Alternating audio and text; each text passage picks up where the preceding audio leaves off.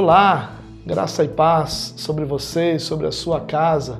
Uma alegria para mim estar mais uma vez com você, apesar desse período estar se estendendo mais do que nós gostaríamos e temos orado para ser, mas é sempre uma alegria poder compartilhar com você aqui algum recurso para que durante essa quarentena você possa realizar o seu culto doméstico e junto com os seus louvar ao Senhor, buscar ao Senhor e crescer no Senhor.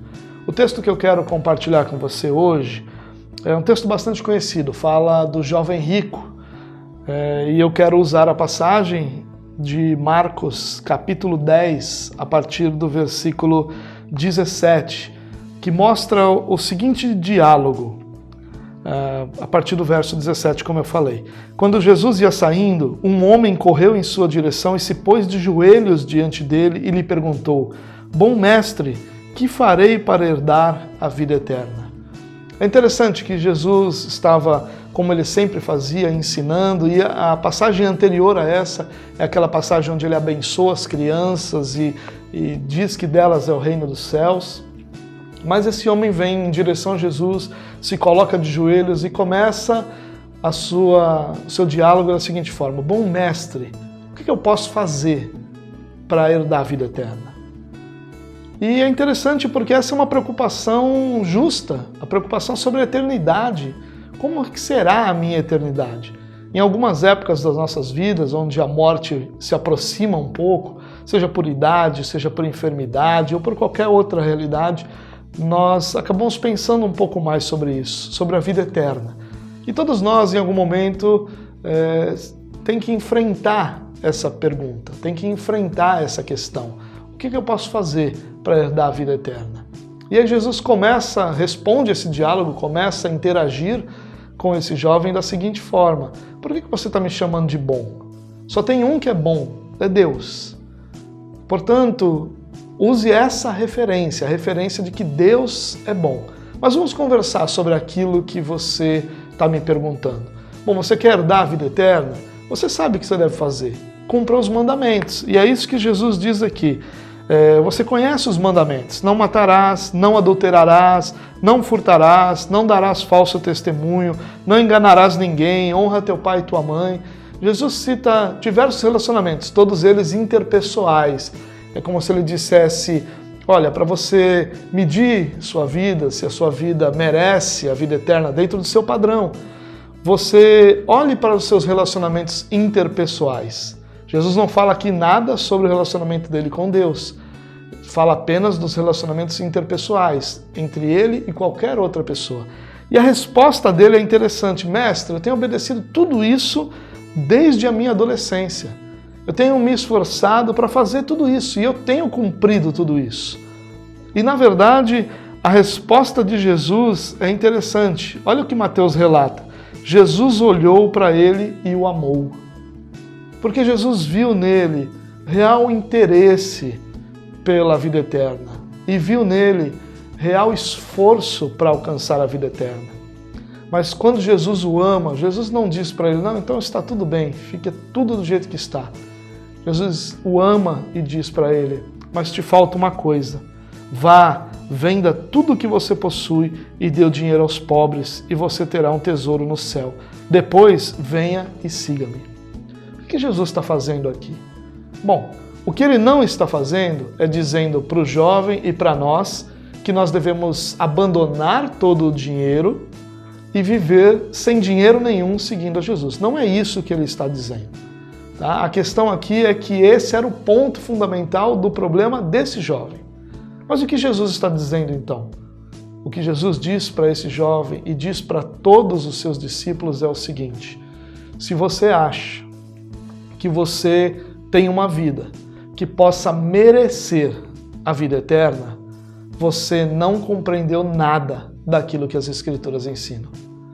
E aí é como se Jesus dissesse o seguinte para o jovem: olha, eu vou fazer um teste com você. Dos 10 mandamentos, eu vou tratar só do primeiro. Ame a Deus acima de todas as coisas. Ame a Deus de todo o seu coração, de todo o seu entendimento, com todas as suas forças. Ame a Deus acima de tudo. E como é que Jesus faz esse teste? Dizendo para ele: olha, venda tudo o que você tem e dê aos pobres. Porque Jesus sabia que não havia nada que aquele homem amasse mais do que o seu dinheiro. E Jesus está dizendo para ele, vamos fazer um teste, será que você ama mais a Deus ou você ama mais o seu dinheiro? Livre-se do seu dinheiro e me siga, porque assim a sua ação mostrará que você ama mais a Deus do que o seu dinheiro. E o texto é interessante que diz que o jovem ficou abatido, se afastou triste porque tinha muitas riquezas. O que Jesus está tentando nos mostrar aqui não é que as riquezas são um problema. O que Jesus está tentando mostrar aqui não é que esse jovem fez quase tudo certo. O que Jesus está nos mostrando é que é impossível que nós façamos algo para merecer, para herdar a vida eterna. A vida eterna não nos é fruto das nossas obras. Nós herdamos a vida eterna pela nossa fé em Cristo Jesus. Por mais simples que possa parecer, é exatamente isso. Crer em Cristo. Crer que Cristo encarnou, viveu uma vida perfeita, entregou sua vida em favor de muitos, para satisfazer a justiça de Deus, justificando a cada um de nós e sustentando a cada um de nós todos os dias. É isso que nos dá a vida eterna. Nada que nós façamos será nem sequer perto de merecermos a vida eterna. E quando Jesus faz esse teste dos 10 mandamentos, e se você prestar atenção, o jovem falou que cumpriu muitos desses mandamentos desde a sua adolescência. E Jesus faz o teste. Bom, e amar a Deus acima de tudo. E nesse teste, no primeiro mandamento, ele já se afasta entristecido, porque ele percebe que amava muito as suas riquezas, tinha muitas riquezas, e que o Senhor não era tão amado quanto essas riquezas eram. E se você ainda tem alguma dúvida de que é isso que Jesus está ensinando aqui, olha o restante do texto. Diante disso, no verso 22, ele ficou abatido e se afastou triste porque tinha muitas riquezas. Jesus então olhou ao redor e disse aos seus discípulos, como é difícil aos ricos entrar no reino de Deus. Por quê? Porque os ricos amam o seu dinheiro mais do que a Deus. E os discípulos ficaram admirados com essa palavra que Jesus fez. E aí os discípulos ficaram então perplexos e perguntavam uns aos outros, nesse caso, quem pode ser salvo?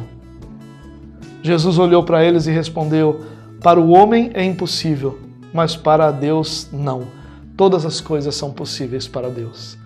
Jesus está respondendo ao questionamento dos discípulos. Os discípulos começam a olhar e eles entendem que Jesus está ensinando, ninguém pode merecer a salvação.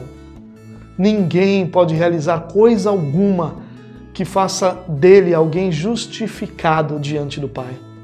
Ninguém pode estar diante do Pai sem pecados, sem culpa, sem ser alvo da ira de Deus. E os discípulos então ficam perplexos, ficam admirados, ficam até mesmo preocupados. E diante disso eles perguntam, então quem é que pode ser salvo? E a resposta de Jesus é, isso para o homem é impossível. Essa resposta deveria nos bastar. É impossível para o homem alcançar sua própria salvação.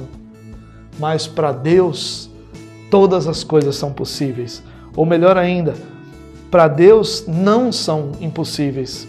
Todas as coisas são possíveis para Deus. Por isso, creia. Se a nossa fé estiver na obra redentora de Jesus Cristo, nós temos a vida eterna. O oposto disso é nós gastarmos toda a nossa vida tentando realizar aquilo que nós achamos que nos faça aceitáveis diante de Deus, para no final de todo o esforço nos afastarmos dele, entristecidos, porque nós não passamos no teste de amar a Deus mais do que nós amamos as coisas que nós temos. Portanto, nesse dia, nesse culto doméstico, nesse momento em que você está reunido com pessoas que você ama, eu queria te convidar a questionar a si mesmo sobre isso. A sua fé está em Cristo Jesus? Você tem crido em Cristo Jesus como o seu Salvador? Ou você tem todos os dias tentado fazer aquilo que te dê direitos diante de Deus?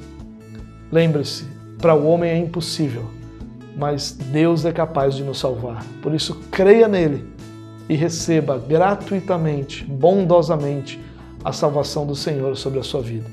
Que Deus te abençoe e até a próxima.